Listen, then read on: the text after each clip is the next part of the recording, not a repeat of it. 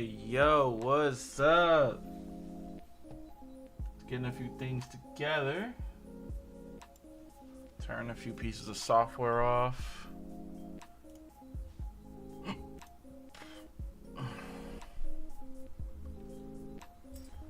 Let's see here.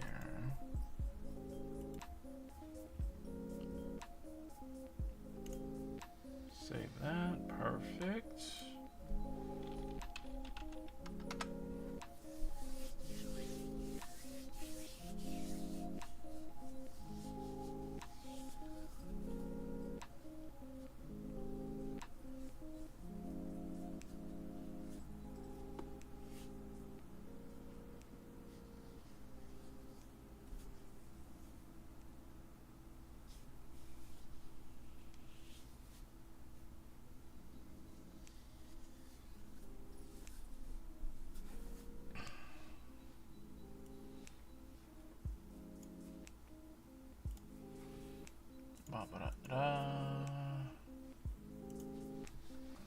Put this right here.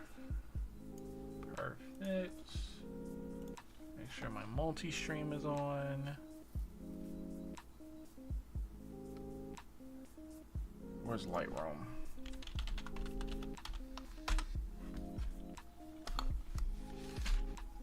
Alright, now well, I gotta scoot up. You gotta get out the way. I know you like being right there. Come on. Come on up. Come on up. So you just gonna sit there? Come on. There you go, girl. What? I love you too.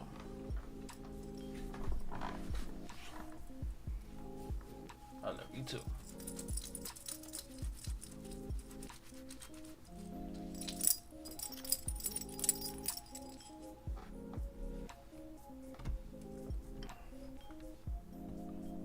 Get live scene on. Bam.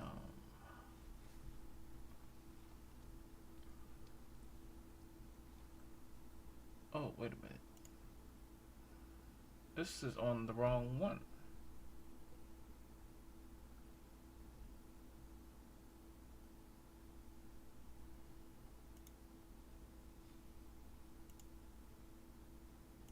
There we go.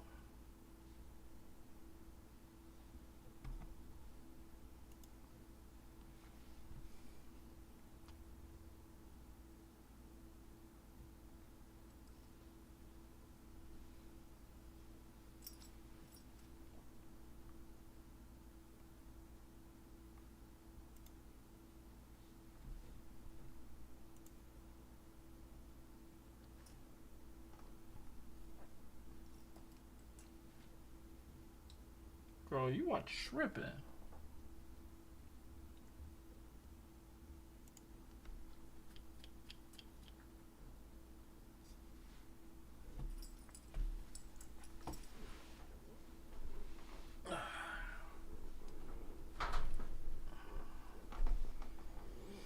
Alright. No, you know when I'm editing, you're gonna have to move, right? You know that. Don't look at me like that. Mwah.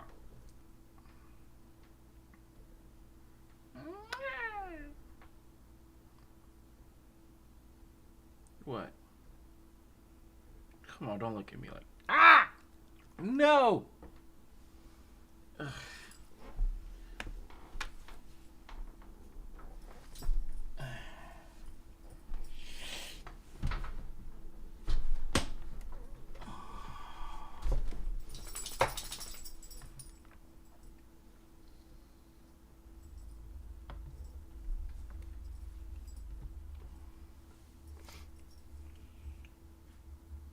I'm gonna definitely do this one today.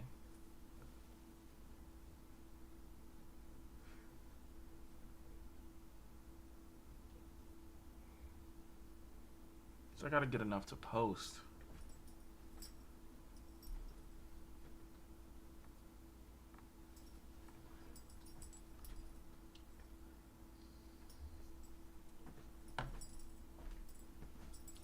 definitely doing this one. That's a hair ad all day.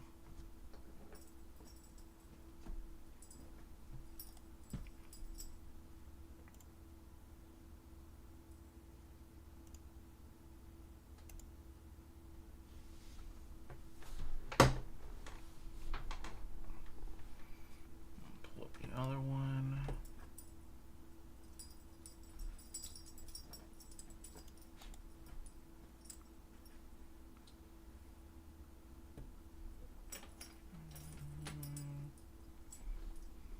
Where is... There it is.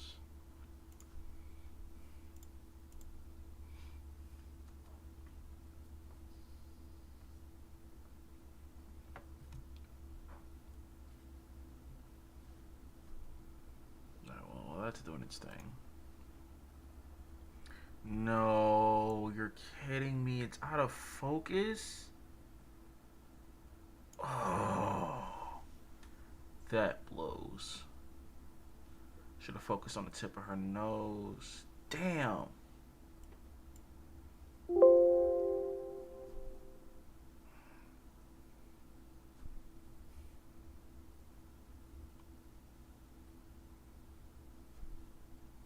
Well, at least it's not completely bad. Jesus Christ. Can't believe I did that.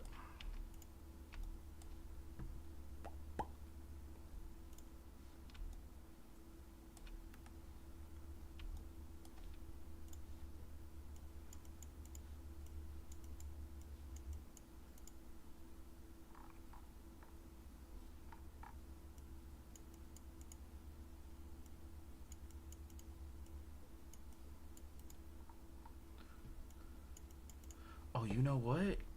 I forgot this girl has a YouTube channel. Hold up. Wait a minute. Something ain't right.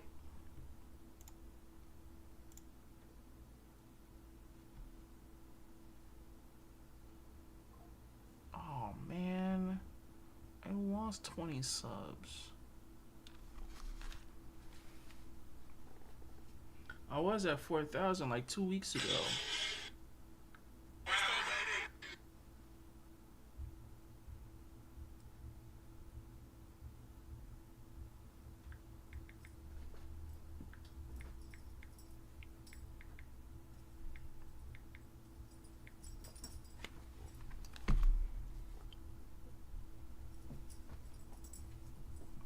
I got like hella subs like super quick.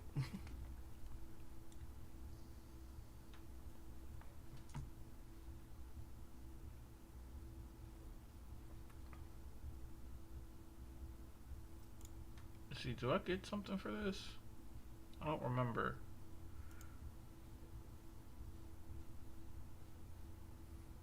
I'll go back to it later.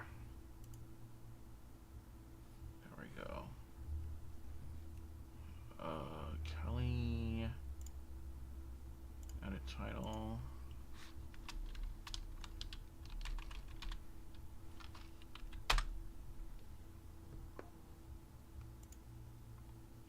There we go. Now she can be tagged in it.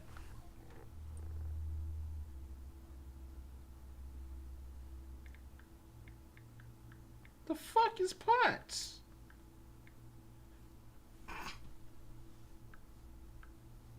Hold on. My friend just told me she has POTS. What the fuck is POTS?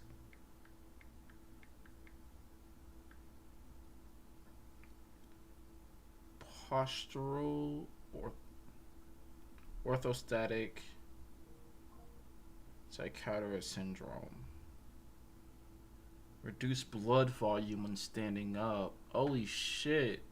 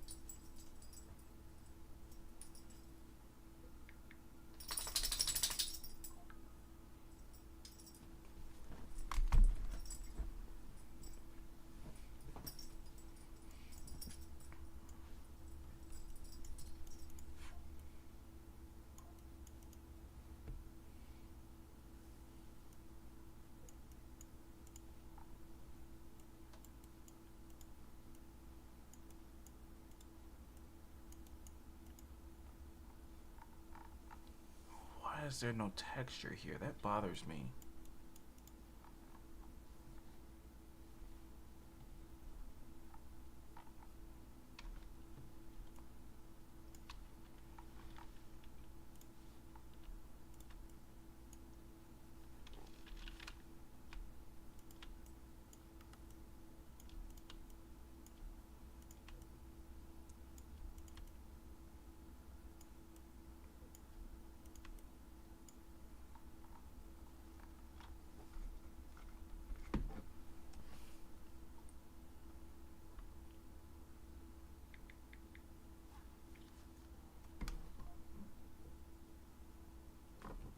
This is a 5x7 on what?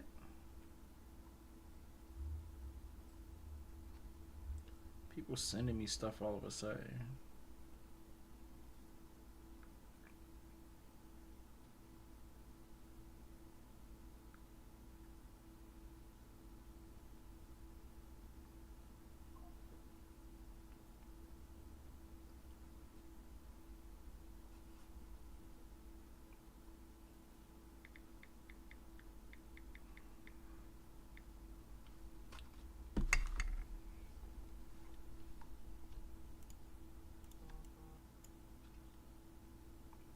That's not. She seemed perfectly fine when we met.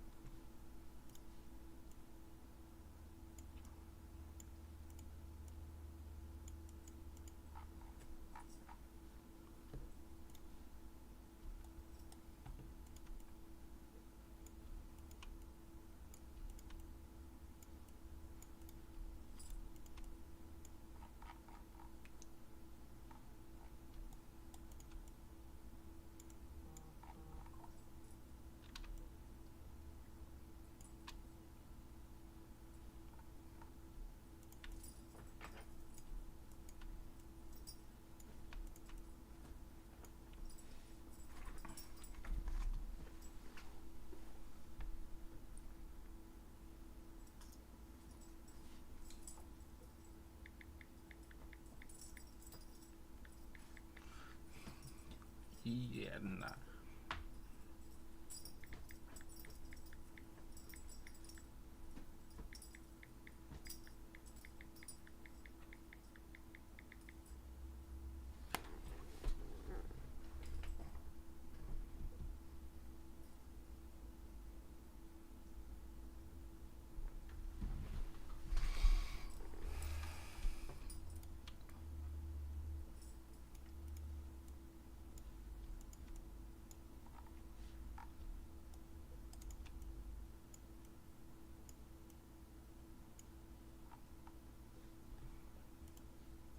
I can fix that in a bit.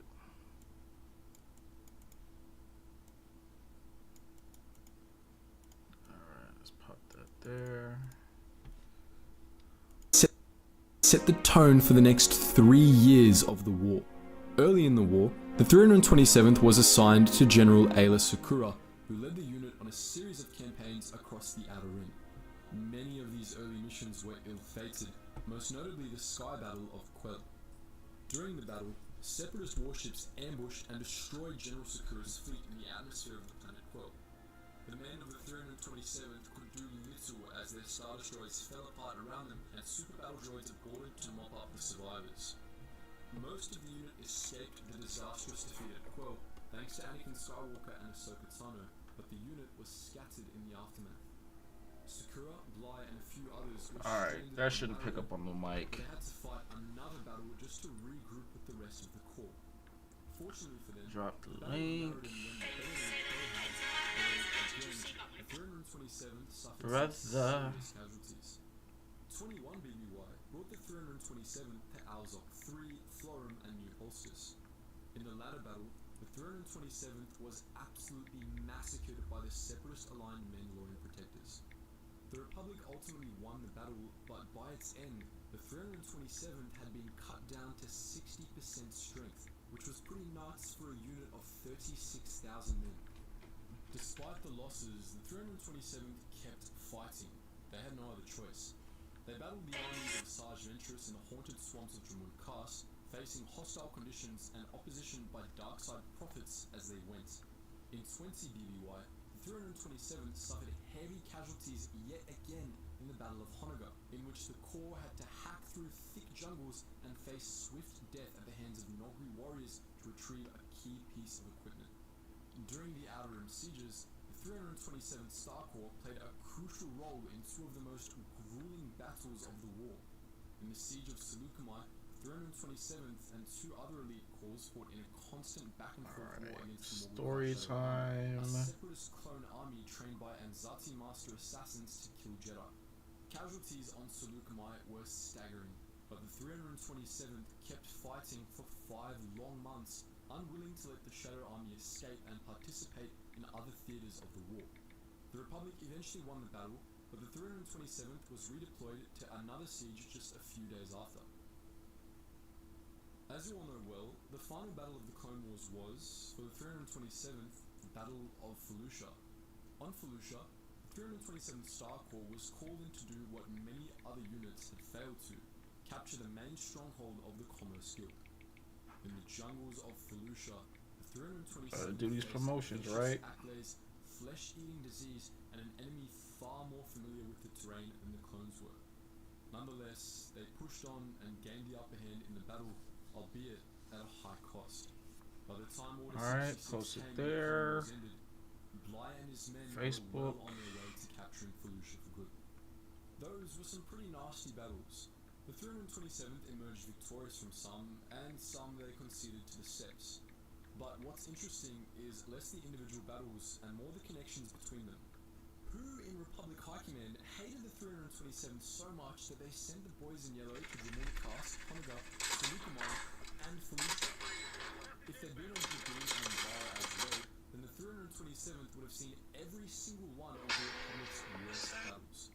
That's not very fair. Alright, But there's a perfect. reason the 327th kept getting the garbage assignments. They could handle them. Again and again, the 327th got absolutely Hello to mauled. my They viewers. survived How every are you time. guys? Those members of the Corps who survived gained plenty of experience across a wide Oh range man, I of forgot environments, Streamlabs. thus making Not the Streamlabs. 327th a natural choice for other hostile environments.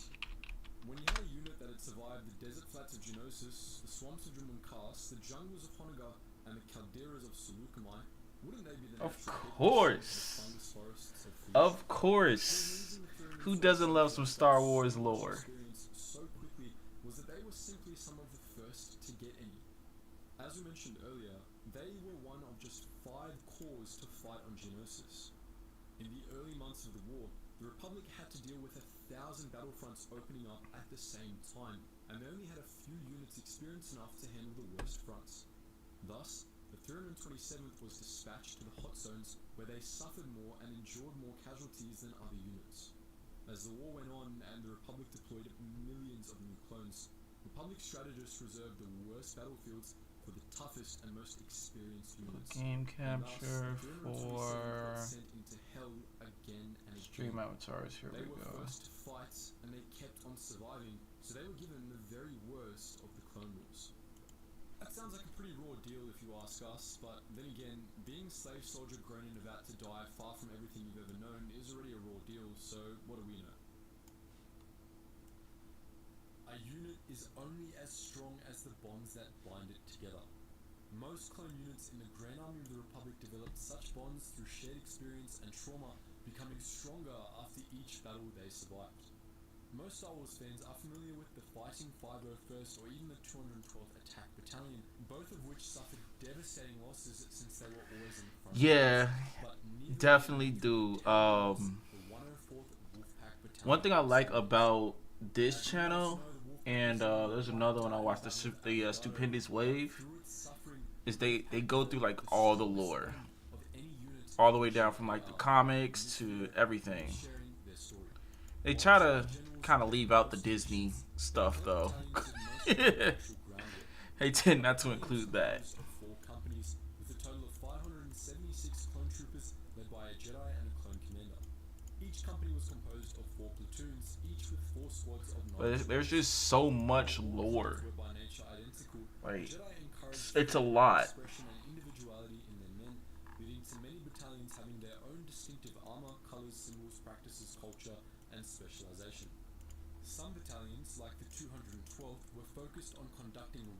strikes on enemy targets, while others, like the 41st Scout Battalion, were focused on reconnaissance. There was further specialization within battalions, as certain squads were equipped for bomb defusal, aerial missions, intelligence gathering, or even sabotage.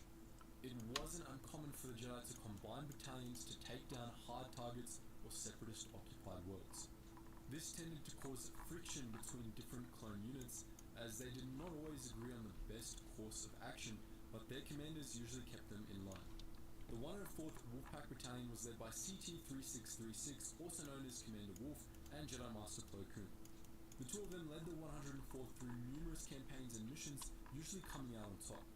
While often being assigned to rescue and relief missions, the men of the 104th earned the nickname Wolfpack because of how ferociously they fought and how they hunted their enemies as a team. Yeah, Disney did dirty stuff, man. But yeah, but what channel is this again? In the early days of the Clone Wars, the 104th were deployed Was it on the planet Geetsleys? to retake the Nexus, a trading outpost floating over the planet's surface from Separatist control. Their mission was twofold: capture the outpost and rescue the hostage the Separatists were holding there. Wat Tambor, the former This one is what? Soldiers Who Took the Galaxy 1. Orclair hostage and was Yeah. overconfident in the station's defense systems. Led by Plo Koon in a Jedi starfighter, the I'm an 104th avid Star Wars fan. 170s to engage the enemy forces and provide cover for a stealth mission assigned to the Wolfpack. Commander Wolf, alongside Sinker, Comet, and Boost, secretly infiltrated the base with jetpacks while the dogfight ensued. Their mission was going smoothly until they accidentally triggered the base defenses and were ambushed by D1 series aerial battle droids. True to their name, they fought like wolves, destroyed all the droids, and eventually cornered Wat Tambor. Rather than accept defeat and surrender, Tambor chose to initiate the base's self-destruct sequence and escape. Oh snap! Rabbit is here too. I just saw her name pop up. By Plo Koon just as the base exploded. Commander Wolf expressed his disappointment that they had failed their mission to capture the base, but Plo Koon pointed out that he had saved the hostage and not lost any of his men. While this battle showed how the 104th could hold their own against the Oh man. So you're ADHD like me. During the siege of You're the neurodivergent. Commander Wolf, Captain Rex, and Commander Cody were separated from their Jedi generals by Count Dooku, and the men of the 104th found themselves fighting You're one of alongside us. the 501st and the 212th in the planet's jungles. The Wolfpack successfully rescued the Separatist hostages with the help of... I invited the model and makeup artist to join my live too, so hopefully they They join. found themselves surrounded by battle droids, and a heated battle ensued. Commander Wolf saved Hita and Twitch of the 501st after they were hit by enemy fire. These events showcased the dedication the 104th had to their brothers, regardless of what unit they were from. This spirit of cooperation continued throughout the war, as they would later rescue the 501st and 212th in the First Battle of Felucia. Tasked with hunting General Grievous, the 104th tracked the Separatist general to the Abrigado system with a fleet of Star Destroyers and found his new flagship, the Malevolence. As they tried to call for Republic reinforcements, they were hit by the Malevolence's main weapon, a massive ion cannon that rendered the entire fleet defenseless to turbo laser fire. Understanding the hopelessness of their situation, Plo Koon ordered a full evacuation, and all the clones rushed to the escape pods. Plo Koon himself escaped in a pod with Wolf and 2 other clones. They watched in horror as the droids sent out pod hunters to kill any clone survivors. When the droids came for them, they exited the pod and destroyed the hunters. This battle was devastating. The 104th lost all but 3 of their members before the survivors were rescued by Anakin Skywalker and Ahsoka Tano. Wolf changed the battalion's color to a blue-grey to honor their fallen brothers, and the ranks of the 104th were later replenished with new recruits. Wolf made sure he instilled these... I'm right there with you. I'm right there with you. Sometimes the tism be tisming, but hey, don't need no meds. You just work with it. It's a superpower. Went on to fight in the Second Battle of Felucia. The Unity also conducted rescue and relief missions on Vanquor, Kadavo, and Ali. The men of the 104th would adapt to any situation or environment thrown at them, even the coldest of assignments or the worst leadership. Sometime after the siege of Hissine, the 104th, along with Captain Ozzel and the Jedi Masters Plo Koon, Tout, and Kit Fisto, were sent to the icy planet Khorne. Their mission was to secure the valuable Argosite mineral and free Cormai slave miners from Asajj Ventress and a local Cormai warlord. Donning cold assault gear, the 104th worked with the Devil Dogs from the 44th Special Operations Division, known for their ability to blow stuff up. The Republic was only able to deploy a small part of its forces before a planetary storm blocked any additional reinforcements. Supported by some ATTEs, the Jedi and clones advanced toward the Separatists. When their ATTE column was struck by cannon fire, Captain Ozzel ordered the clones to scatter, but this only led to more troops getting picked off. Fortunately, the Jedi were able to rally their troops and push the droids back. After cleaning up all remaining droid resistance, they set up a command center to discuss their plan of attack. While Ozzel suggested a full frontal attack, the Jedi shot the plan down and criticized him for not caring about his men. When they received word that the Separatists were able to land more reinforcements despite Yeah, same. I've gone there must have been a weather control station that 30 was creating an now artificial 35 storm years. that they had to destroy it. The group split up. Master Tort and Captain Ozzel stayed to defend the base with the main force, while Masters Kit Fisto and Plo Koon took a small contingent of the 104th and Devil Dogs to take down the satellite dish. Ventress used this opportunity to launch an attack on the Republic base and killed Master Tort, meaning Ozzel was now in charge. When the droids appeared to retreat, he commanded his troops to chase after them, even after Wolf A lot of times you just don't need it. Once you learn to live with it, you know how to deal with it. Under the snow, ambushed them, leading Ozzel to surrender, despite his clones warning him that the Separatists didn't take prisoners. When Ventress arrived, Ozzel demanded that he be treated as a prisoner of war, but she started killing clones and threatening to make him next if he didn't reveal the other Jedi's whereabouts. Wolf told him to keep his mouth shut, but the coward Ozzel spilled the beans. Ventress nearly killed him and his men anyway, but the Cormai warlord convinced her to keep them alive, since he thought they would be useful later. Meanwhile, Ventress ambushed the Jedi and created an avalanche to bury the Republic forces, thinking they were already dead. She returned to the base unaware that the Jedi had survived under the snow by using the Force to make a protection bubble. At the same time, Wolf, Ozzel, and a few clones commandeered a Separatist tank and escaped the facility, returning to their staging ground. Ozzel tried to defend his betrayal of the Jedi to Wolf, saying he saved the clones' lives, but Wolf retorted that Ozzel was just saving his own skin. When they re-emerged from the snow, the Jedi realized they had lost the explosives they were supposed to destroy the station with. The clones and the Cormai started to panic, but the Jedi reassured them, saying they just had to get creative. They eventually reached the weather station and turned the storm on the station itself, clearing the way for Republic reinforcements. While Ozzel, thinking that the Jedi were dead, ordered bombers to attack the Separatist base, the cannons were loaded with Argosite, which took down many of the Republic's air support. Upon joining the battle, Kit Fisto rushed to take out the cannons, while Plo Koon went to save the hostages. Furious, Ventress attempted to set the base to self-destruct, but Plo Koon used the Force to knock the detonator from her hand. Before she could reach for it, Wolf destroyed the detonator with his blaster. Plo Koon called for Ventress to surrender, but she instead gouged out Wolf's eye with a lightsaber and escaped in the confusion. Despite losing a large number of troops because of Ozzel's incompetence, the 104th emerged victorious, and Wolf came out with a gnarly scar. Oh, so that's how Wolf got his scar. The Clone Wars introduced us to a ton of new clone trooper variants, some cool and some forgettable. Some of these variants only appeared in a few episodes, and the variant we'll be discussing today only appeared in one. We're talking, of course, about Stealth Operations Clone Troopers, a variant of the already rare Special Operations Clone Troopers. They wore sleek black armor and looked cool as the 9 Corellian Hells, and they're often forgotten by Clone Wars fans since they only appeared in the early stages of the Battle of Christosis. But why was that the case? Were they just too cool for us? In this video, we're going to try and answer these questions. First, let's get the most important question out of the way. Yes, Stealth Troopers were definitely way too cool for us mere mortals.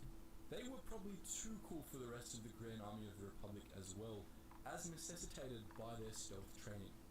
Since these guys were basically Black Ops, It's a fair bet they were isolated from their Normie brethren by the Kaminoans and by their eventual commanders, and as a result, they were likely just as rare and mysterious in-universe as they are out-of-universe. This idea is reinforced by the fact that they worked with highly classified technology like the Republic's stealth ship. We know precious little about these guys, just like we know precious little about Spec Ops clones in general. However, it's a reasonable assumption that they were trained in stealth tactics, both on the ground and aboard stealth ships, and we know for a fact that operating stealth ships was part of their repertoire. There were a variety of specialized roles under the banner of stealth ops, including clone stealth pilots and stealth ops commanders. Since they were trained in working with stealth ships, we can assume they were trained in the use of other stealth-related experimental technologies as well. These probably included chameleon systems and personal stealth field generators. We have names for exactly 2 stealth ops clones: the rookie CT-1284, nicknamed Spark, and stealth ops commander Blackout. Believe it or not, we can actually glean a few more bits of information about the stealth ops from them. Since Blackout was a clone commander, we can determine that there was at least a full battalion of stealth ops troopers, which is to say there were 576 at minimum. Additionally, Spark being a rookie means that the stealth ops were actively receiving new members a few months into the Clone Wars, meaning they weren't a one-time batch like the clone commandos were. Lastly, we can determine that they did see a fair bit of action, since Blackout had proved himself enough to earn a set of J-Guys for his helmet. However, we only know of one instance in which these guys definitely saw action. That was during the early stages of the Battle of Christosis, in which Anakin Skywalker used a prototype stealth ship, an IPV-2C stealth corvette, to break Admiral Trench's blockade of the planet.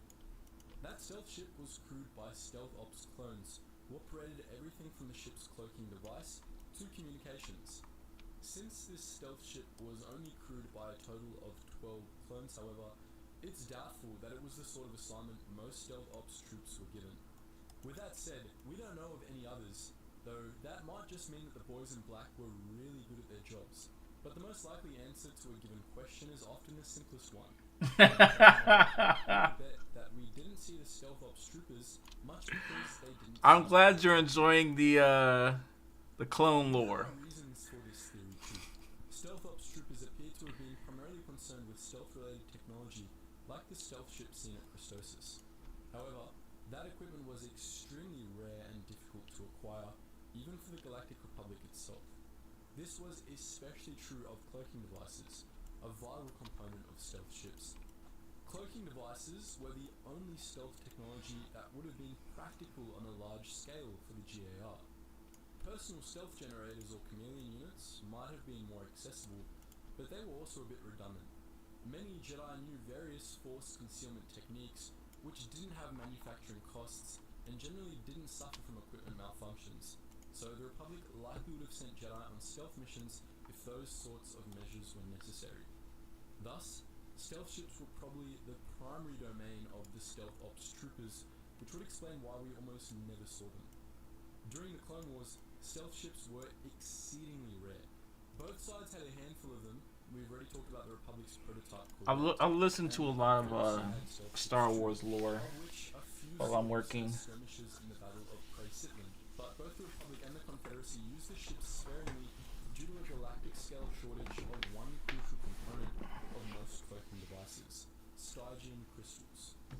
There were a variety of ways to cloak a starship. Oh, what are you doing the cosplay for? Turn the whole ship off, making it look like a piece of debris unless enemy craft got close enough. I didn't even know you did cosplay. That was a viable strategy for obvious reasons, so better ways of masking ships were developed. What exactly these devices did varied. The most widely available cloaking technologies just masked a ship's energy readouts and signal outputs so that scanners couldn't pick them up. Of course, those sorts of equipment generally weren't considered real cloaking devices, since ships employing them were still visible to the naked eye. Chameleon devices were a bit closer to what people thought of when they pictured cloaking devices. These used sophisticated holographic arrays to essentially hide ships behind images of what lay behind them, effectively rendering them invisible to the naked eye. Of course, this had the opposite problem as sensor masking technology. Scanners could easily break through chameleon cloaks, and even the naked eye could see through these pseudo-cloaks in the right circumstances. True cloaking devices rendered starships completely invisible, both to the naked eye and to nearly all kinds of scanners. Conventionally, they were only possible to manufacture with the use of Stygium. These rare and highly unusual crystals bent radiation wavelengths, which allowed it to disrupt natural light and baffle a wide variety of sensor systems. Stygium was tricky to refine and harness, but when properly implemented, it produced near-perfect starship cloaks. You know, I was gonna ask where Rogue came from. Found on 3 planets in the entire galaxy. The traditional source of Stygium was Aten II, a shadowy world of the Triton Nebula, where the crystals were first discovered. Small caches also existed on the remote rimworld Maramir and the unknown regions of 244. A woman after my own heart. But neither was a reliable source. Not Cyberpunk. Was Oh, completely inaccessible look. and had very small Star Wars, Cyberpunk, whatever it may be. We could talk about this all day. First, the Trade Federation, and then a bunch of pirate gangs who sold primarily to the black market to get around strict Republic regulations. By the time of the Clone Wars, both of these Stygium caches had run dry, leaving Aten II as the only remaining source of the crystals. There was an issue with that as well, however. By the time of the Clone Wars, Yes, girl. Aten II had been mined for Stygium for How can I help you? years, and it too You just want to stay down there? to run dry. Both the Republic and the Don't look at me like Confederacy that. had to do with the small stores of Stygium that they had, as odds were, that was all they were getting. Of course, both factions, together with the Hutts and Black Sun, continued to mine Aten II regardless, hoping to hit undiscovered Stygium caches, but they had no such luck. All of these factions fought a battle over Aten II during the Clone Wars, the Battle of Dryton, in which the dangers of the Dryton Nebula wreaked havoc on all sides involved. It had the ominous distinction of having the highest casualty rate of any Clone Wars battle, as all forces involved in the Battle of Dryton disappeared without a trace. Good among fucking these battles. luck. Shortly afterwards, Good luck, Aten II were officially declared bro. the galaxy would have to go without new caches of Stygium. When Rebecca went down When the Empire got sick of to Aten's smash her, stinginess and cracked the planet open with a super laser. I almost punched my damn computer. Crystals were a rarity in the Clone Wars. Thus, cloaking devices were a rarity, as were stealth ships by extension, as of course Like, was stealth of Becca was best girl. the existence of at least Like, don't get me wrong. I understand Lucy's the love interest for Edge Runners, but Becca was best no doubt, girl. High Command had dreams Period. of stealth ships and wanted to train men to be able to man such a fleet just in case. While the 501st Legion is undeniably the most iconic clone unit in Star Wars, the 212th Attack Battalion and its parent unit, the 7th Sky Corps, come in second place. Known for their orange armor paint jobs and their loyalty to Obi-Wan Kenobi, the clones of the 7th Sky Corps were highly skilled and made regular appearances on the front lines of the Clone Wars. From the conflict's first months to the end of the Outer Rim sieges, the 7th Sky Corps and its component units played a major role in the Clone Wars, and in this video, we're going to be going through the full timeline of their engagements. The 7th Sky Corps was the most Oh, Becca getting smashed by Smasher. one of the army of the Republic's largest subdivisions, and it was the unit assigned to High General Like, she did not have to go down like that. Council. The 7th Sky Like, they did her bogus on that one. Commander CC-2224, better known as Cody, and as the unit's name suggests, the Corps specialized in aerial insertions and tactics.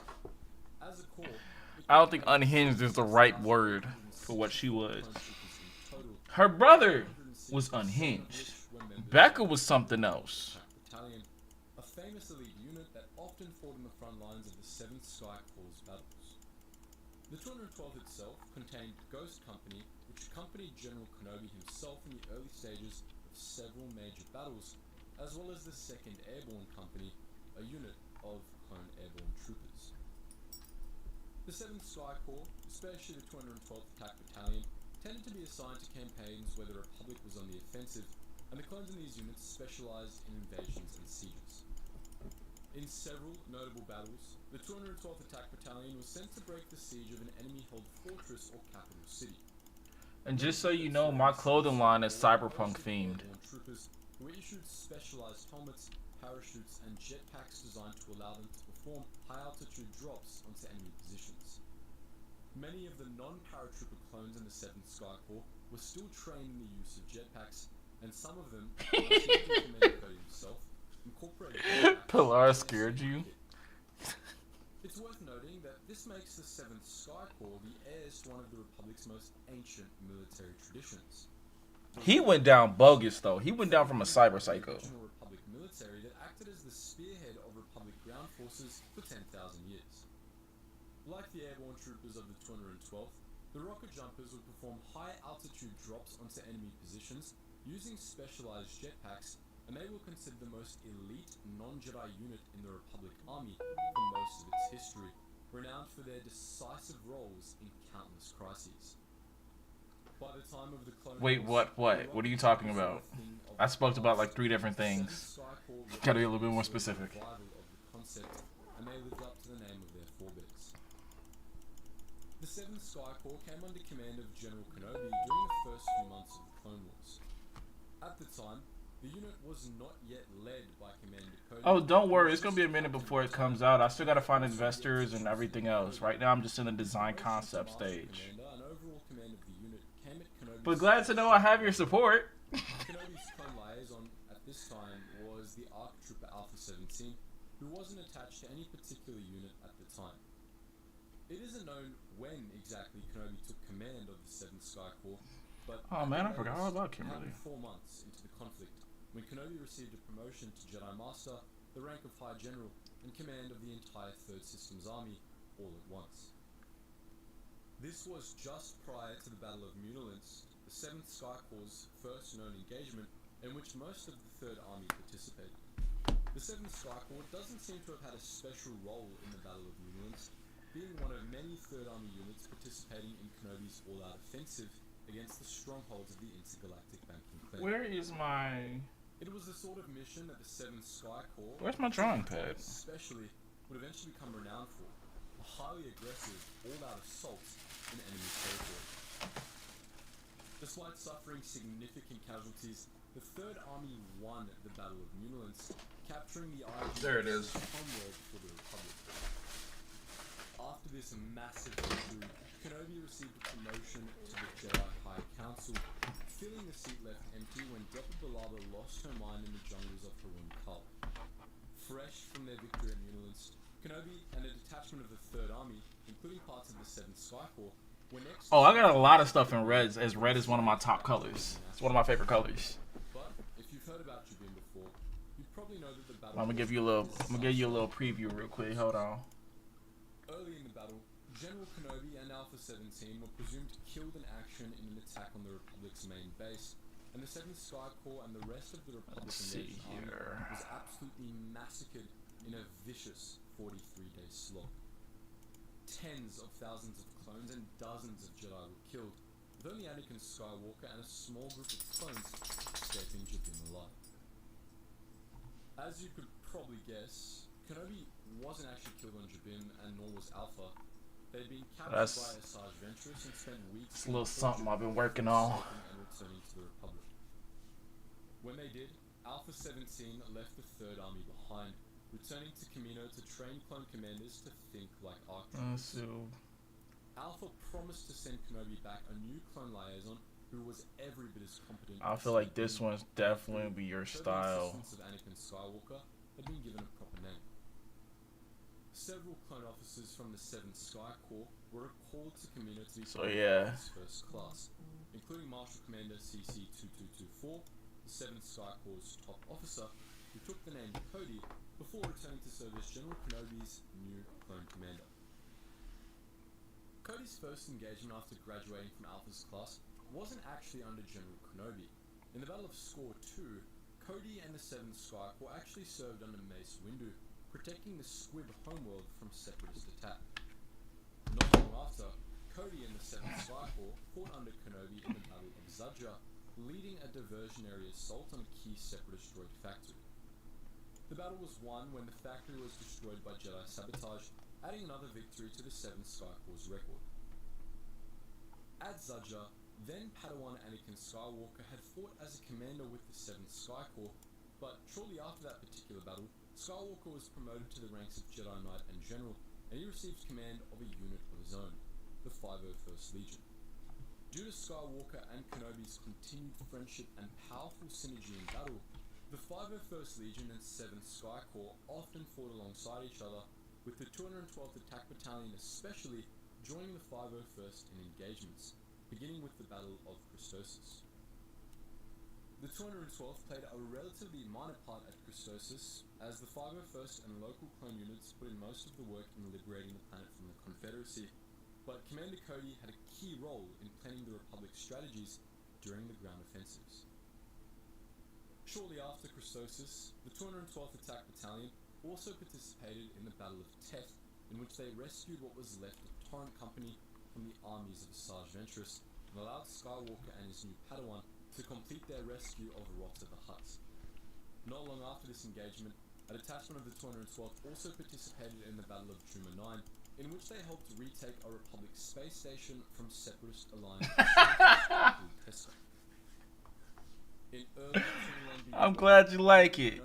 Commander Cody and the 7th Sky Corps I just gotta find somebody to actually make it. I could design stuff all day, but physically making it is a problem.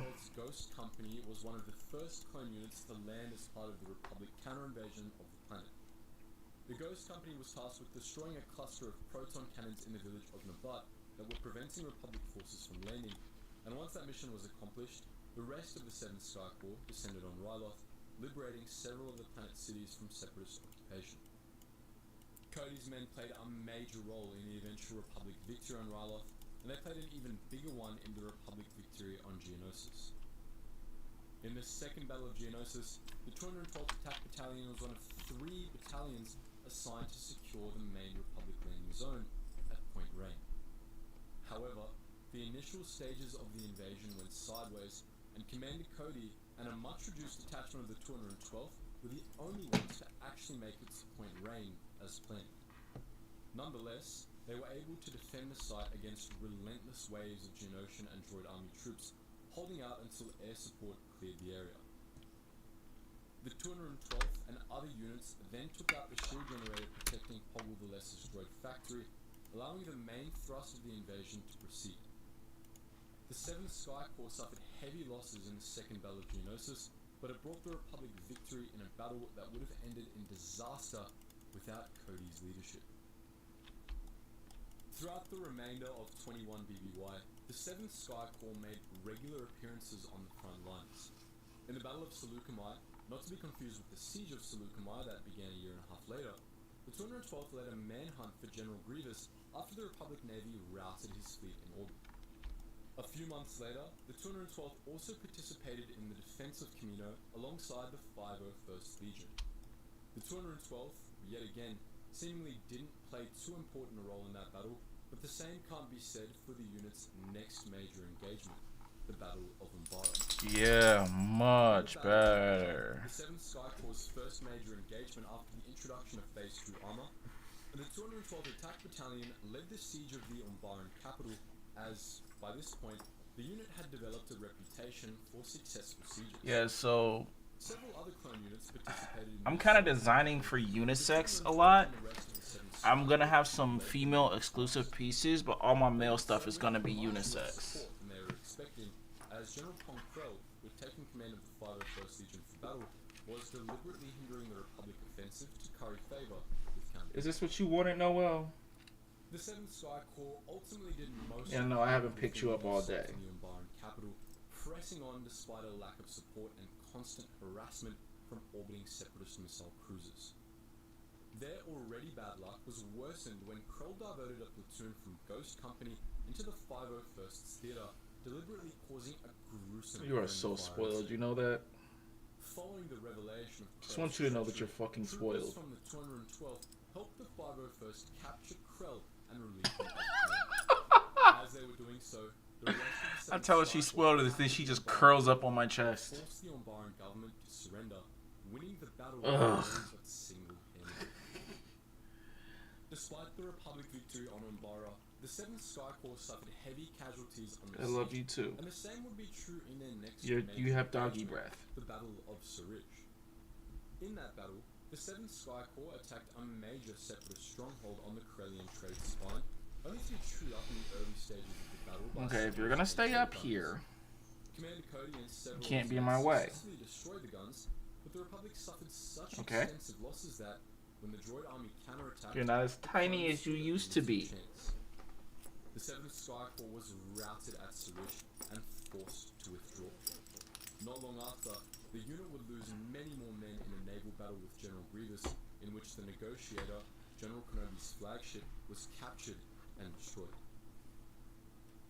Throughout 20 BBY, the 7th Sky Corps continued to participate in major engagements, and going forward, most of them were Republic victories. In some, That such can as the stay Battle as of it Review, is. the 7th Sky Corps involvement was minimal, while in others, the unit and its Jedi commander single-handedly turned the tide of entire campaigns. As the year went on, the tide of war steadily began to shift in the Republic's favour, until, in the last month of 20 BBY, the Outer Rim sieges began. As the 7th Sky Corps was renowned by this point for its effectiveness in breaking sieges, it played a major role in the Outer Rim sieges, spending nearly the entire 6 months of the campaign on the front lines. In the Battle of Bomis Kori IV, To be honest, I don't know what she is. She's German. She's a German Shepherd mix for sure. But I think she's like German Shepherd and Chihuahua, just because of how her face is shaped. It reminds me of a Chihuahua. But she has the when she was younger, she had the head shape of a German Shepherd. But she definitely has the behavioral patterns of a German Shepherd. The 7th Sky Corps only got a break from the Outer Rim when they were called in to fight in the Battle of Cato Nemoidia and attack on the Confederacy's last stronghold in the Great Core. During the battle, the 7th Sky Corps led the charge in the assault, with the They are. 12 accompanying Generals Kenobi and Skywalker in the assault on Newt Gunray's private citadel. The 7th Sky Corps She's gonna be a year Gunray and his aides to the Outer Rim, though intermittent this clashes with month. separatist holdouts persisted until the end of the war. After taking Cato Nemoidia, it was back to the Rim for the 7th Sky Corps. Their next engagement was the Battle of Belderone, in which Republic forces successfully defended a recently recaptured separatist world from General Grievous and his fleet. The 7th Sky Corps also participated in the Battle of Nelvane, helping the Nelvanians drive the Techno-Union. You're just gonna put your paw on my chest like that? It was shortly after the Battle of Nelvane that news Really? reached the men of the 7th Sky Corps that the unthinkable had happened. Coruscant itself Yeah, that's what I was thought. under attack. Really? By the time the 7th Sky Corps returned to Coruscant, the battle on the ground was most She like, over, and all that remained was she'll the do this naval thing when I'm working where she sits on my lap, which and if she Republic wants my forces attention, she'll just pursued. paw my chest and like The she's like 7th sit down and pay Command attention to me. a few days following the battle, before they were yet again shipped off to the Outer Rim, this time to Utapau. Republic intelligence had confirmed the presence of General Grievous on Utapau, and the Jedi Council hoped that destroying him would mean the end of the Clone Wars. General Kenobi and the 7th Sky Corps were sent in to do the job. Kenobi I can definitely help you get an agent. engaged General Grievous, distracting the general while the 7th Sky Corps prepared for an aerial assault on separatist-held Power City. The diversion worked, and Cody and his men had the Did you switch accounts? attacked, quickly capturing the separatist command center and establishing several beachheads in the city. While Kenobi pursued and eliminated General Grievous, 7th Sky Corps drove his armies from Power City, utterly routing them in a matter of hours. Before the battle was over, however, Commander Cody had received new orders from Coruscant, Order 66. On his command, the men of the 212th turned on Obi-Wan Kenobi, nearly killing the man who had led them through 3 years of hell. Cody assumed full command of the 7th Sky Corps, and after driving the separatists from Utapau, they put Power City under martial law, assuming direct control until Kenobi was located and eliminated. They were still in Utapau the next day when the Galactic Republic was transformed into the Well, I'm gonna need you to like this video and then unlike it and then like it again. Not long after. Appreciate it. 7th Sky Corps became part of the new Imperial military, and its history after this point is entirely unknown.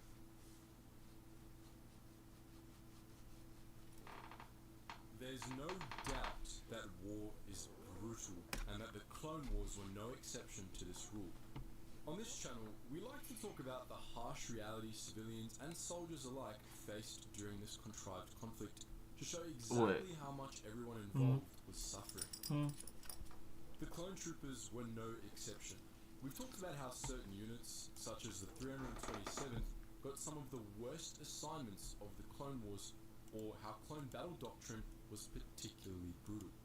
Today, we're going to look at another Clone Trooper division that really drew the short straw, the 91st Mobile Reconnaissance Corps, and why we think they had one of the most dangerous jobs in the GAR. As evidenced by their name, the 91st was a division of clone troopers dedicated to reconnaissance. In our universe, reconnaissance involves exploring an area to obtain information about the terrain, enemy forces or formations, and other activities. But some of the most basic mission categories involved reconning a zone, an area, a route, or the strength of an enemy force. Things in the Star Wars universe were no different. This is where the 91st Mobile Reconnaissance Corps came in. As a recon division, it was their job to scout ahead and send back critical info to GAR leadership before a large deployment. As a corps, it was made up of roughly 37,000 clone troopers, BARC troopers, and ARF troopers organized into 16 regiments.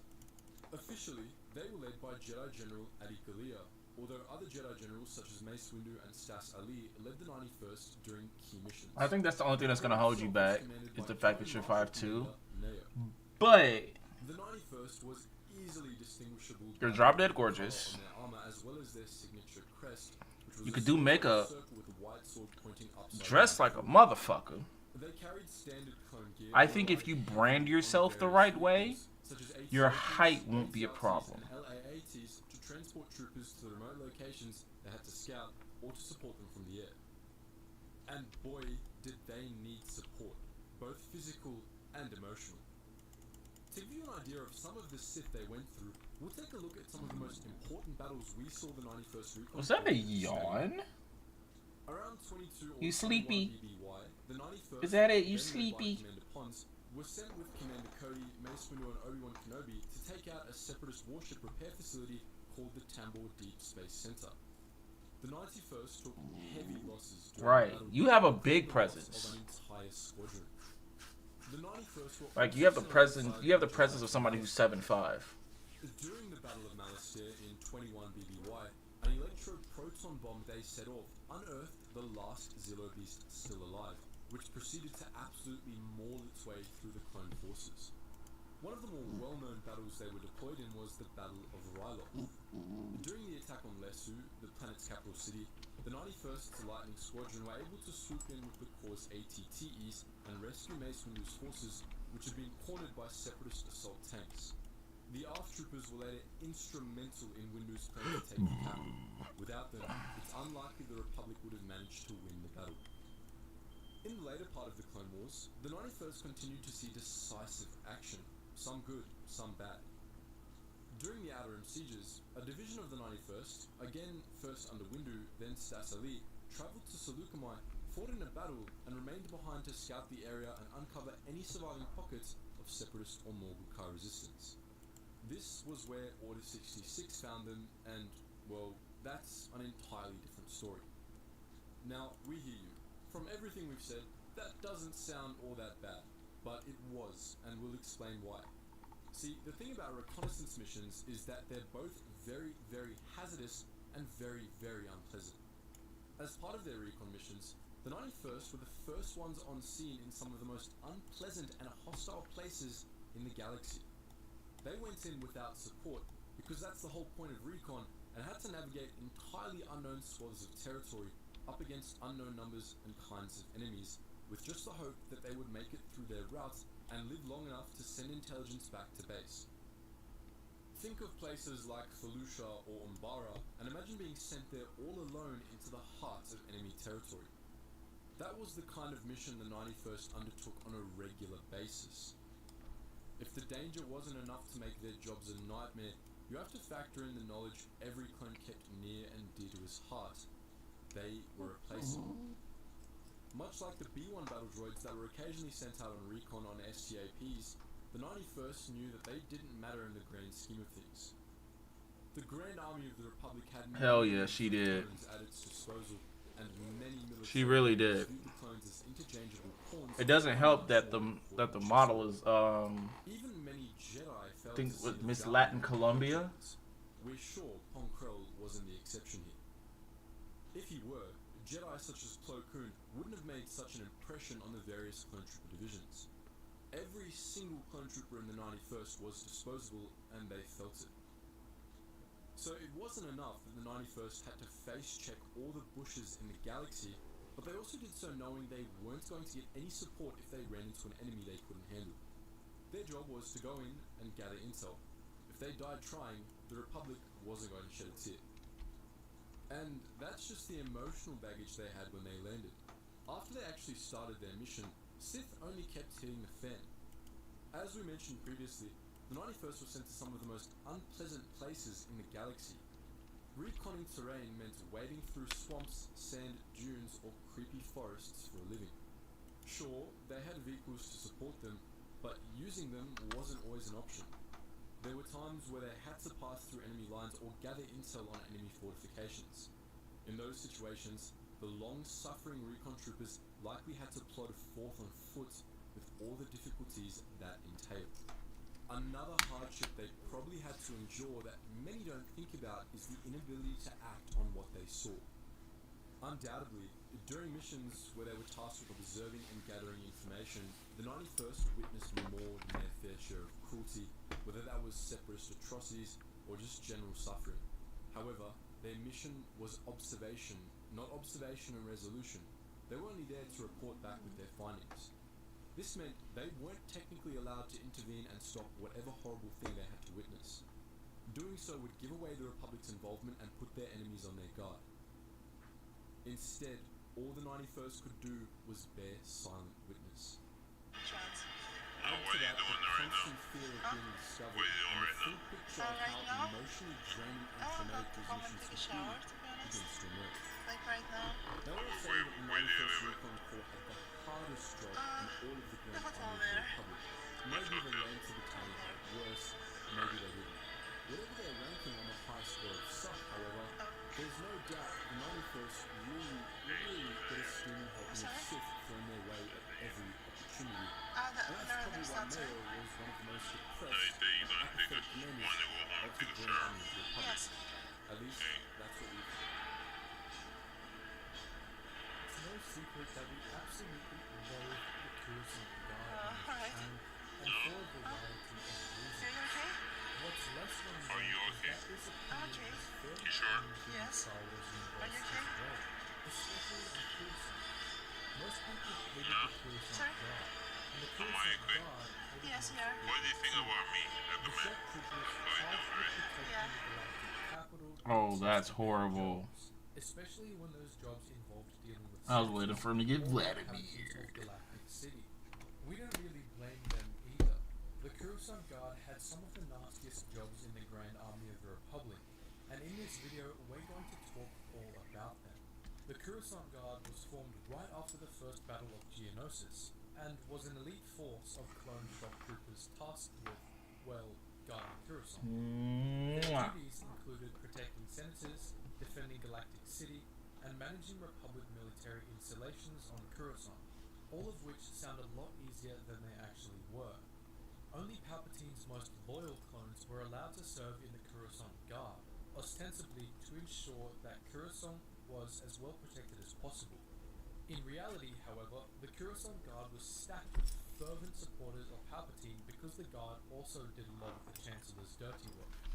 Over the course of the Clone Wars, the Coruscant Guard became the foundation of what would become the Imperial Police State. They were brutally repressive, and the population of Galactic City quickly came to fear the boys in red, nicknaming them Stormtroopers. For what it's worth, clone shock troopers didn't like their jobs any more than the people they terrorized.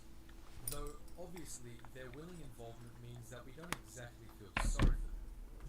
After all, these are the guys that killed Fives, and we're not going to start being sympathetic. Oh snap! Speaking of the model, she's actually watching right now. Civilians. They probably deserve it. Hey Kelly. So, what were the unpleasant parts of their jobs? Well, firstly, there was dealing with senators. The Coruscant Guard was tasked with protecting the Galactic Senate, in conjunction with the Senate Commandos. And through the diplomatic escort group, they were also assigned... Rogue over here was just complimenting you and Bali. ...when they traveled off-world. Obviously, this was a very important task, since senators were always at risk of assassination, especially during the Clone Wars. But providing protection... Noel's over here in my lap trying to get attention. The hard part of the job was trying not to kill the senators themselves. Observation. Senators are not nice, Master. They are either on top of the game or yesterday's news. As Paul Fives learned, killing was something the Coruscant Guard had a really hard time with on its own. But senators Alright, Noel. harder.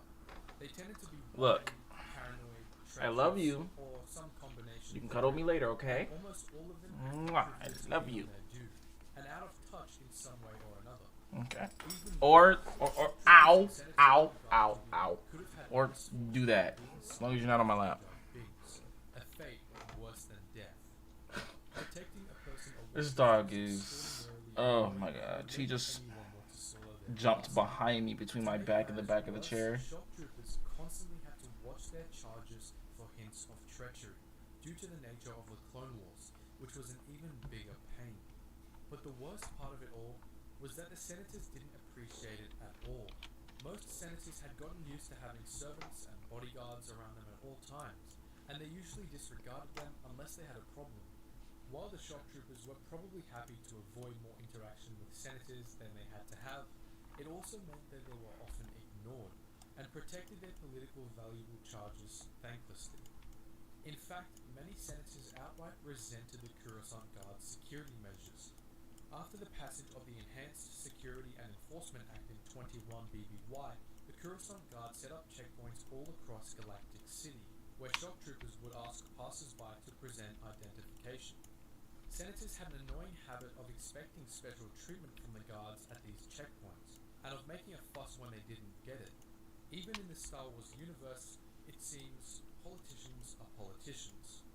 Additionally, most shock troopers assigned to protect senators likely had to coordinate with the senator's own security detail, which would have been a nightmare. This would have been a hell of a job even if the What the senators fuck? Did you themselves just weren't fart behind bad. me? I mean, imagine being a shock trooper assigned Oh to my protect God. Sansa Amidala, only to realize that all of her handmaidens look pretty much identical. It would get even worse if were you later to learn that the senator and one of the handmaidens swapped outfits mid-flight and that you don't know who the frack you're protecting anymore. Lots of senators had those sorts of crazy protection schemes, and for the Coruscant Guard, they would have been just another thing to get in the way of their jobs. This fostered a general hatred for senators that, it should be said, wasn't exclusive to the Coruscant Guard. Pretty much everyone hated senators, but clones in general hated them more than most, and for good reason. After all, it was the senators who decided to keep every last one of them enslaved, and you could imagine that that rubbed a few clones the wrong way. Moreover, most clones detested the Senate in general, seeing it as useless and inefficient. Supreme Chancellor Palpatine, most clones believed, was the only one who made the Senate worth fighting for. The Coruscant Guard was also responsible for maintaining all Republic military facilities on Coruscant, including military bases and, unfortunately for the clones, the Republic Judiciary Central Detention Center. A fair few clone troopers ended up serving as glorified prison guards in two facilities, Coruscant's main military base and the Republic's central prison. Now, being a prison guard is another job that really just sucks on its own, but the types of prisoners incarcerated on Coruscant made the whole thing a lot worse.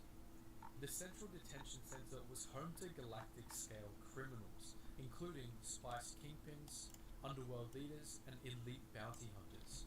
The prison at the military base wasn't much better, as it mostly contained war criminals.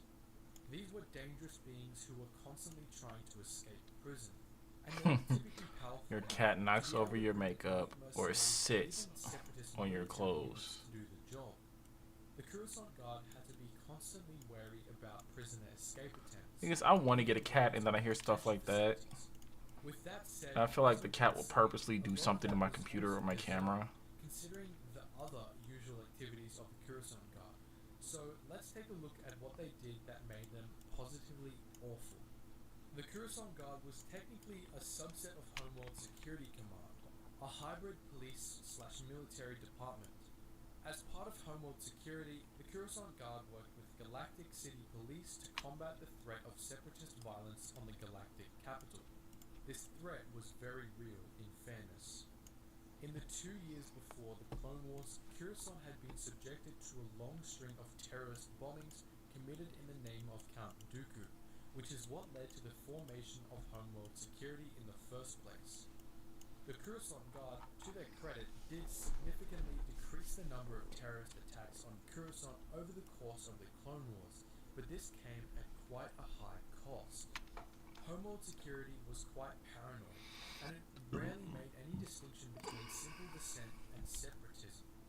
From the first days of the Clone Wars, it dispatched the Coruscant Guard against protesters, authorizing the use of force even when, in hindsight, it wasn't justified at all. Clone shock troopers brutally dispersed anti-war protests whenever they popped up, as well as more mundane protest movements. For example, when the war began, the Republic military leveled several city blocks to make way for military staging areas, displacing thousands of residents. These residents had nowhere else to go and protested lawfully outside the construction area, hoping to gain some form of reimbursement for their homes. Instead, they got beaten by shock troopers and deported. Not all demonstrations on Coruscant were met with violence from the Coruscant Guard, however. When loyalist nationalists founded the Commission for the Protection of the Republic in 21 BBY, the Coruscant Guard was actually deployed to protect their rallies, despite the fact that COMPOR was a private organization unaffiliated with the Republic government. This was also despite the fact that COMPOR seemingly only accepted human applicants and promoted violent anti-alien conspiracy theories. As the Clone Wars went on, the Coruscant Guard started focusing less on stopping threats to planetary security and more on what they considered preventing threats to planetary security. After the passage of the Enhanced Security and Enforcement Act, they got the go-ahead to throw any and all civil liberties to the wind, and you can imagine the results. Coruscant's lower levels were placed under curfews and quarantines, and warrantless surprise raids on lower city homes became commonplace. The Coruscant Guard became Palpatine's secret police, terrorizing the population of Galactic City indiscriminately to keep Coruscant's underclass in check. The Coruscant Guard was nothing short of viciously oppressive. They were the Empire before there was an Empire, stormtroopers before there were stormtroopers. There's no denying that their jobs sucked, and that most of the clones who served in the Guard probably hated their lives. But if your life is spent beating up random aliens in their own homes for no reason, then you honestly should hate your life. The Coruscant Guard didn't just have Five's bloods on its hands. After all, there were thousands, if not millions, of beings who suffered unjustly because of them. Despite being one of the more well-known clone units among fans of the Clone Wars era, the 41st Elite Corps is often poorly understood. Those who are familiar with the Kelly Corps says she like can't the hear much. green markings its troopers wore on their armor, and for their friendliness with non-human allies of the Republic. Kelly, can you hear me better now? Is entirely true. I just saw your message saying you couldn't hear me very well. Keen on aliens. They painted Is that better? armor with grey stripes for half of the war, and they weren't even a real corps. Evidently, there's much more to this unit than most fans know. So, in this video, we'll be doing a deep dive into what the 41st was. Yeah, this teamwork was crucial though. Despite its name, the I can't wait for the 41st next one. was actually a brigade, also known as a legion, composed of 4 regiments for a total of 9,216 clone troopers. Rogue, when Kelly comes back, I would love for you to meet her. The 41st was a component unit of the larger 9th Assault Corps, itself a part of I feel like, the Sector Army. you know, if Kelly's willing to The 9th teach, Assault Corps you could learn a lot from was her. legendary, known as one of the most effective units in Steel Blade Command, with many of the 9th Assault Corps' component units specializing in the application of overwhelming force. The 41st Elite Corps, though, was a bit more subtle. There were a bunch of noteworthy subunits within the 41st Elite itself. Two of its more notable battalions were Sarlacc Battalions A and B, which seemed to be standard ground assault units, while in canon there was also the 41st Scout Battalion, a unit of clone scout troopers which in turn contained Red Company and the 41st Ranged Platoon. There was also Green Company, which appeared in Star Wars The Clone Wars, another standard unit whose members painted their armor with, you guessed it, green stripes. All of the clones within the 41st were considered elite in some fashion, either due to above average simulation scores on Kamino or specialized training. Many clones in the 41st were ARF troopers, clone scout troopers... Kelly, have you heard from Bali? And as such, I was hoping she'd show up. armor, similar to that of Imperial scout troopers, which provided added mobility and featured additional sensors built into their helmet. While on worlds like Kashyyyk, ordinary members of the 41st Elite sometimes wore scout trooper armor, which was often painted with camouflage. When they weren't wearing camouflage armor, most members of the 41st Elite Corps wore armor with light grey stripes, as can be seen on Coruscant in Revenge of the Sith. There were exceptions to this rule, however, as some companies chose to paint their armor with green stripes, most notably Green Company.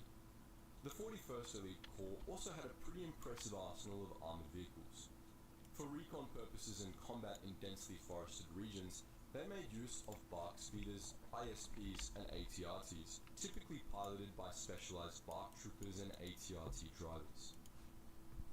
For open warfare, they preferred AT-APs, AT-TEs, and HAW A6 Juggernauts, three heavy vehicles with exceptional forward firepower, suggesting that the 41st was much more aggressive on open battlefields than it usually was.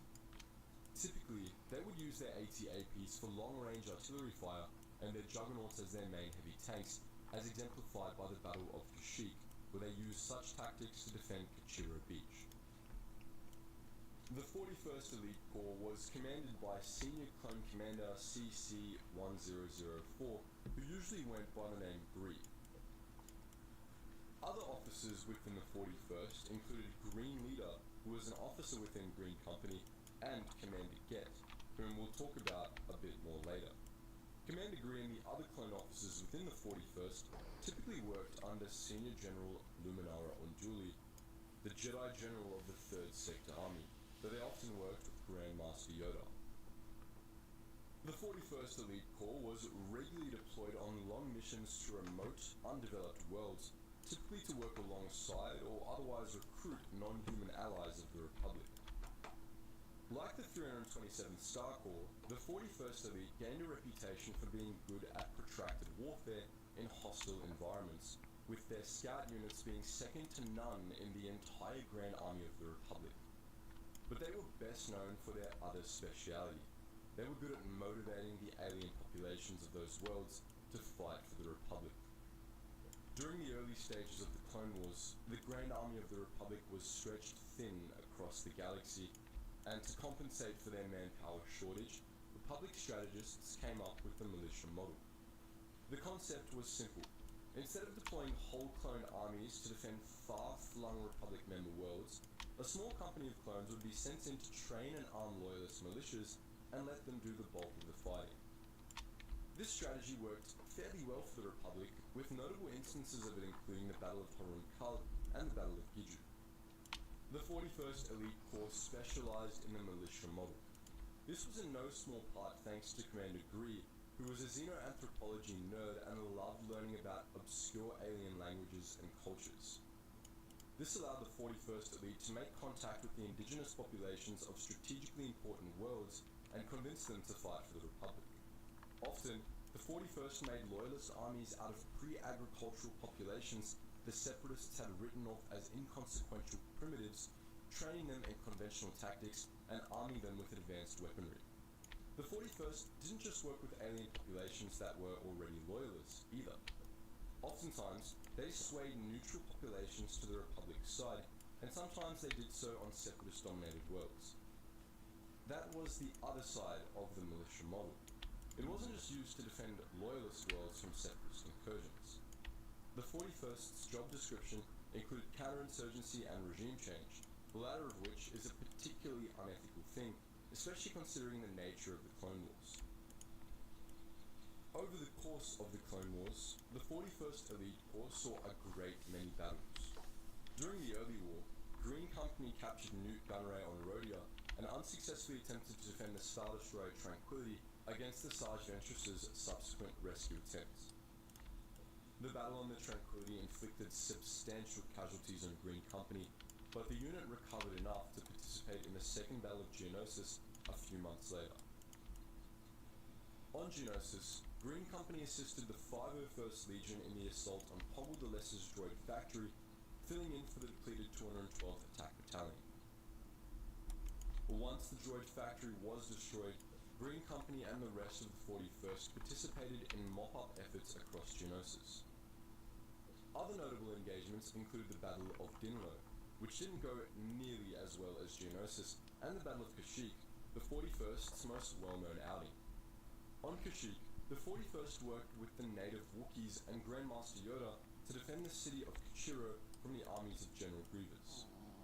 They were successful, but during the battle, Order 66 was issued. Commander Faye of another unit executed General Unduli, while Commander Gree died trying to execute Yoda himself. Yoda escaped Kashyyyk not long before the 41st turned around and occupied Kashyyyk in the name of the newly declared Galactic Empire.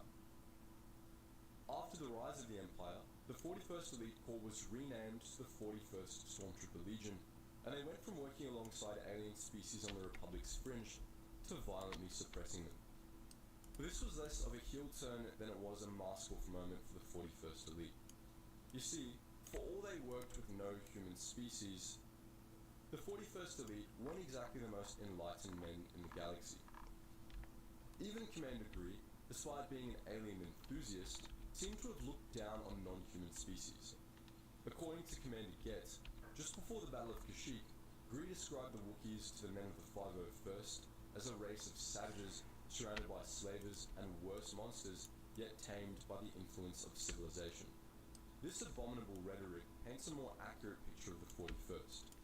They weren't friends of the Republic's loyal allies, but supremacists who looked down on the very peoples they were recruiting to fight the Confederacy. Get himself was a fan of the writings of a certain Moff Tarkin, a brutal humanocentrist, and he cited Commander Gree as the one who introduced him to Tarkin's work. The 41st saw the species they were recruiting through a disgustingly colonial lens, viewing the alien species of the galaxy as wayward primitives who needed the guidance and rule of the Republic. It's Really, Noel? degree, and it shows that even before the end of the Clone Wars, the Republic was Really? fast becoming an empire. The Grand Army of the Republic was massive, containing innumerable subdivisions, many of which were notable for various reasons. We've talked extensively about some of the most well-known clone units in the past, such as the 501st Legion, the 212th Attack Battalion, and so on. But today, we're going to be doing something a little different. In this video, we're going to be giving some attention to all of the less remarkable named clone units from both Legends and Canon, from large corps to small Special Forces units. Before we begin, we should first establish that this isn't an exhaustive list of all clone units. We won't be covering any unit that we've already given a video, as well as any subdivisions of said units. The 332nd Division, for example, was a part of the 501st Legion, so it won't be discussed. In addition, we're only going to be discussing units that have both a name and something worth talking about, which rules out unidentified units and units that were named but never discussed in any detail. With all that out of the way, let's begin, starting with the largest units. First off, we have two lesser-known corps, the 416th Star Corps and the 87th Sentinel Corps. The 416th was commanded by Jedi Master K'Kruhk early in the Clone Wars, and it had the distinction of being one of the first clone units to ever see action. One of its officers, Regimental Commander CRC-09/571, served under Yoda himself on Geonosis, in which the rest of the 416th presumably participated. This veteran unit didn't last all that long, however. Just 3 months after Geonosis, the 416th was massacred in the Battle of Tyre, in which it suffered casualties so staggeringly high that Kirkuk deserted the Grand Army and considered leaving the Jedi Order to escape the war. Next up is the 87th Sentinel Corps, one of a few clone units that's only known for its appearance in EA's Star Wars Battlefront 2. Members of the Sentinel Corps wore armor with maroon markings and specialized in urban warfare, skills they employed in battle on the field during the later stages of the war. The pattern of their armor stripes was very similar to that of another Battlefront exclusive unit, the 181st Armored Division, which wore green striped armor and fought in the Battle of Kashyyyk. They specialized in vehicle-heavy assaults in hostile environments, often making use of juggernaut tanks and AT-ATs in combat. Scaling down a little, we have 2 legions to discuss. The first is the 187th Legion, which you might know as Mace Windu's elite unit. These clones had purple stripes on their armor in a pattern similar to that of the Coruscant Guard in honor of Windu's purple blade. These guys fought with Windu in the Battle of Dantooine early in the war and in the Battle of Coruscant near its end. In the latter engagement, the 187th fought to protect the Jedi Temple. These guys have the interesting quirk of being part of both Legends and canon, despite only ever having appeared as toys. In Legends, they were brought into the continuity by promotional material for Hasbro action figures, while in canon, they were brought into the continuity by LEGO, which released a set based on the 187th a few years back. Next up, we have the 182nd Legion, which has the dubious distinction of being known primarily for getting slaughtered. These guys had red armor markings, and their first known appearance was in a mission to Belgoroth early in the war, in which they lost all but one of the men deployed to the planet. The rest of the unit met with a similar fate during the Outer Rim sieges, when the entire 182nd Legion was wiped out in the early stages of the Battle of Felucia, caught between the droid army and hordes of starved Acklays. Now let's talk about some of the smaller units, the battalions and companies, starting with the 13th Battalion. These guys wore armor with mustard yellow paint stripes, a color scheme they shared with a separate unit, implying that the pattern was shared across a larger division. If these clones look familiar, that's because they served under Jedi Master Jaro Tapal, the master of Cal Kestis from Jedi Fallen Order and Jedi Survivor. After a heated battle on Bracca, these clones attempted to kill Tapal and Kestis after the execution of Order 66 aboard the Star Destroyer Albedo Brave. The wounded Master Tapal destroyed the Star Destroyer to cover Kestis' escape, wiping out the 13th Battalion entirely. The 442nd Siege Battalion was a unit that specialized in, you guessed it, sieges. They wore armor with line markings and preferred to move quickly and efficiently, favoring AT-ATs and ISPs for armored support. They fought in the Battle of Cato Nemoidia during the final stages of the Clone Wars, but little else is known about them. A similar, lesser-known unit is the 187th Battalion, a unit of clones that served under Mace Windu. These guys were separate from the 187th Legion and wore armor with maroon stripes. Their specialities are entirely unknown, but they fought in the Battle of Anaxis late in the war. Our last lesser-known small unit is Horn Company, which was briefly seen in Star Wars The Clone Wars. They wore armor with bright lime stripes and served under Jedi Master Eth Koth, acting as security aboard his flagship, the Star Destroyer Steadfast. Little is known about them, but they've got a cool armor pattern, so we determined that made them worth a mention. The company was led by Captain CC4142. This looks good. I'm gonna start this back tomorrow. I need food. I haven't eaten dinner yet, so I'll catch you guys next time. I know this was a pretty short stream. Normally I go for like 2 to 3 hours, but my stomach's talking to me. Noel's hungry, and I don't want to keep y'all waiting. So I will be back, if not tomorrow, then on Sunday. So please like the video, subscribe. Love you guys. Peace.